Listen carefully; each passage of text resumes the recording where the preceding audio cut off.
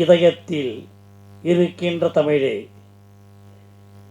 கனி சுவை நல்கும் அமிழ்தே, காலத்தை வென்ற தமிழே வணக்கம். தமிழ் போற்றிய வானுலகில் வையகமும் போற்றும் உலக பொதுமறை திருக்குறள் திரை முன்னேற்றம் வெளியீட்டு விழா. இந்த நிகழ்ச்சியில் நான் எப்போதும் மதிக்கின்ற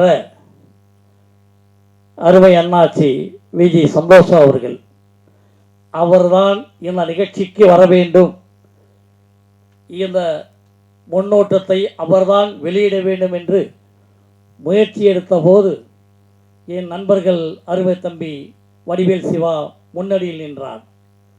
அதன் காரணமாக அழைத்தவுடன் ஒப்புக்கொண்டு இந்த நிகழ்வுக்கு வந்திருக்கின்றார். ஆகவே அண்ணாச்சி அவர்கள் இந்த நூலை, இந்த முன்னோட்டத்தை வெளியிடுவது மிக சிறப்பாகும். இலக்கிய வரலாற்றில் திருக்குறள் என்ற ஒரு நூல் உலகத்தில் தோன்றிய நூலில் தொன்மையானது. அத்தகைய இந்த திருக்குறளை வடிவமைத்து ஓவியமாக, காவியமாக பலர் படைத்திருந்தாலும் கூட இந்த திருக்குறளை உரையாக பலர் எழுதியிருக்கின்றார்கள். நச்சினாக்கினியரிலிருந்து திருக்குறள் முனுசாமியிலிருந்து டாக்டர் கலைஞர் வரையில் இதற்கு உரை எழுதியிருக்கின்றார்கள். ஆனால் உரை மட்டுமே எழுதுவதற்கு பல்லாயிரம் பேர் இருந்தாலும் கூட அதை திரையில் படம் போட்டு காட்ட முடியும் என்று இந்த இளைஞரை நான் பாராட்டுகின்றேன். ஒப்பற்ற தம்பி, ஓயில்லாமல் உழைக்கின்றவன். ஆகவே தான் நான் இதை நிகழ்ச்சி என்று சொல்லப் போவது இல்லை, மகிழ்ச்சி என்று தான் சொல்ல வேண்டும். அந்த வகையிலே அண்ணாச்சி இங்கே வந்திருக்கின்றார்.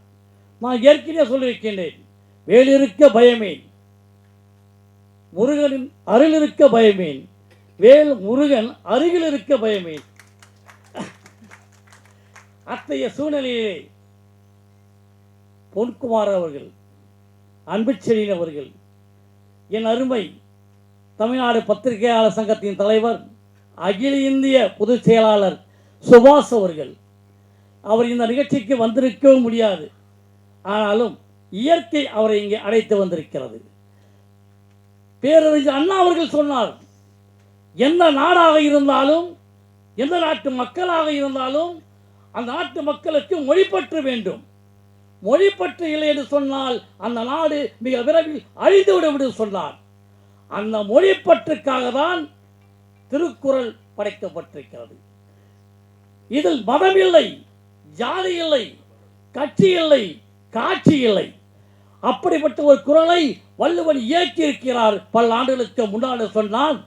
அவன்தான் தமிழனாக இந்த பூமியிலே அவதரித்த இறைவன். அப்படிப்பட்ட வள்ளுவன் 1330 குறளையும் படைத்திருக்கின்றான். அந்த நூலை இவன் படித்திருக்கின்றான். அதனால்தான் இதை உரையாக வராமல் திரையாக வர வேண்டும் என்று படமாக எடுத்துக்கொண்டிருக்கிறார். ஆகவே அத்தகைய ஒரு புதிய முயற்சி, அது எனக்கு மகிழ்ச்சி. அந்த வகையில் இங்கே வந்திருக்கிற அத்தனை பேரும் பெரும் புகழ்பெற்றவர்கள். திரைப்பட உலகத்தின் முகமற்ற கே ராஜன் அவர்கள் இங்கே வந்திருக்கின்றார், வாழ்த்திருக்கின்றார்.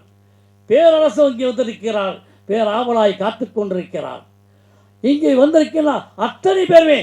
விருகபாக சட்டமன்ற உறுப்பினர் முன்னால் பேசியிருக்கின்றார். என்னாலும் பேசுவார்.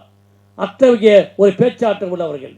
இந்த சூழ்நிலையை பார்க்கின்ற போது என் அருமை நண்பர் கல்வியாளர் அமுதா பாலகிருஷ்ணன் வந்திருக்கின்றார். இந்த இயக்கத்தை, இந்த அமைப்பை, இந்த திருக்குறள் பாடத்தை இப்படிதான் செய்ய வேண்டும் என்பதற்காக என் அகில இந்திய தமிழ்ச்சங்கத்தின் தலைவன் கோவிந்தராஜ் அவர்கள் மிக சிரமப்பட்டு உழைத்தார். இந்த முயற்சியிலே அவர் சின்னமாக இருந்தார். ஆகவேதான் இந்த விழா மிக சிறப்பாக இங்கே நடந்து கொண்டிருக்கிறது. நண்பர்களே, நான் சொல்வது உண்டு, வடிவேல் அவர்கள், சிவா அவர்கள், வடிவேல் சிவா தாயை இறந்து விட்டார். தாயை இறந்த சில காலங்களிலே தந்தையும் இறந்து விட்டார். தந்தையை இறந்த சில காலங்களிலே அண்ணனையும் இறந்து விட்டார். அண்ணனை இறந்த சில காலங்களிலே அக்காவை இறந்து விட்டார். பெற்றோரையும் உடன் பிறந்தோரையும் இறந்துவிட்டு தனி மரமாக நிற்கும் இந்த தம்பி இந்த திருக்குறளை நம்பி இந்த செயலிலே இறங்கி அவன் சிறகடித்து பறந்து கொண்டிருக்கிற சொன்னால் அவரை பாராட்ட கடமைப்பட்டிருக்கிறேன். இங்கே வந்திருக்கிற அத்தனை பேரும் பெருமதிக்க உரியவர்கள், பெரும் மகிழ்ச்சிக்குரியவர்கள். திரைப்பட புகழ், இலக்கிய புகழ், அரசியல் புகழ். அதனால்தான் 170 நாட்டுக்கு திருவள்ளுவன் சிலையை கொடுத்த சிவந்த கரம் எங்கள் அண்ணாட்சியுடைய கரத்தால் தான் இந்த முன்னோட்டத்தை வெளியிட வேண்டும் என்ற ஒரு அக்கறையில் இருந்தோம். அந்த அக்கறை என்ன சிறகடைத்து பறந்து கொண்டிருக்கிறது. மகிழ்ச்சியாக இருக்காது. வள்ளுவனை போற்ற வேண்டும். நண்பர்களே, நான் சொல்வது உண்டு, இன்னொரு படம் கூட நீங்கள் எடுக்கலாம். இப்போதெல்லாம் தாய் தந்தையை மம்மி என்று அழைக்கிறார். பெற்ற தாயை அம்மா என்று அழைப்பதில்லை, பெற்ற தந்தையை அப்பா என்று அழைப்பதில்லை, மம்மி என்றும் டாடி என்றும் அழைத்துக் கொண்டிருக்கிறார்கள். இன்னும் சுருங்கி மம்சி என்றும் டாட் என்றும் டாடி என்றும் அழைக்கின்றார்கள்.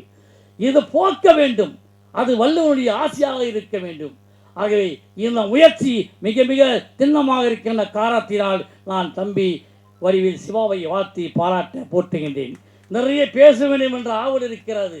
ஆனால் எனக்கு முன்னால் இத்தனை பேருக்கு ஆவல் இருக்கிறது.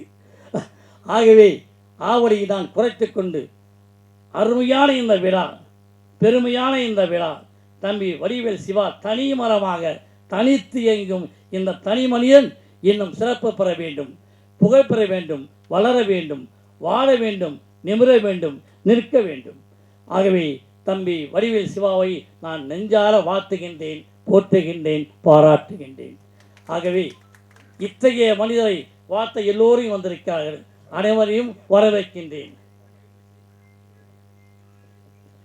ஆக இந்த விழா மிக சிறப்பாக நடைபெற்றுக் கொண்டிருக்கிற காரணத்தினால் அனைவரையும் நான் நன்றி கூற கைப்பற்றிருக்கிறேன்.